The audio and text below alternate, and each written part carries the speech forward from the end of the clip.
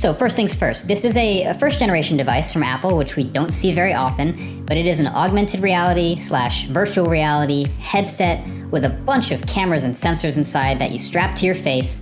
It'll start at $3,500 and it'll go on sale starting sometime early next year.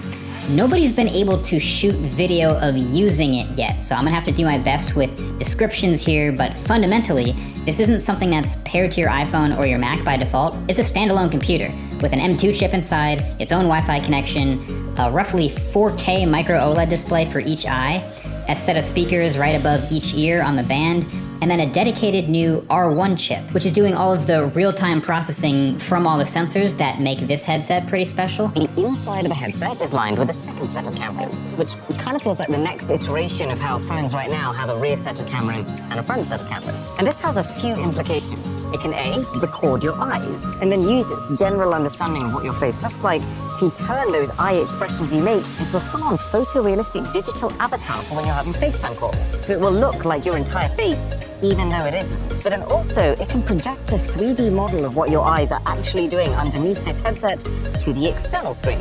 Yes, the outside is a 3D screen too. And yes, the image that other people see will change based on the angle that they're looking at you from. Plus, you do also get Siri to type things with your voice, and you can also link it with your normal Apple keyboards and mice. This is kind of something that only Apple could pull off. So bottom line, I got to try it. I thought it was extremely impressive, but at the end of the day, this is not a product for the masses. I mean, obviously, right? It's $3,500. It has the word Pro in the name too. But this feels like the Series Zero, like the Apple Watch. Remember when the Apple Watch first came out, the Series Zero, where it's really going to be up to the first gen, the early adopters, and the developers to decide the direction that this thing goes, to decide what people actually want to use it for.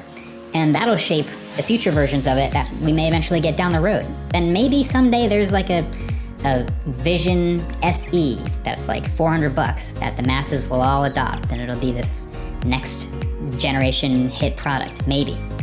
But as of right now, this is very much in the sort of early adopter, people like me, people like watching this video testing phase, figure it out. So that's the Apple Vision Pro. It's the rich person's toy and the developer's muse for right now, but we'll see how far this thing goes in the near future. It's coming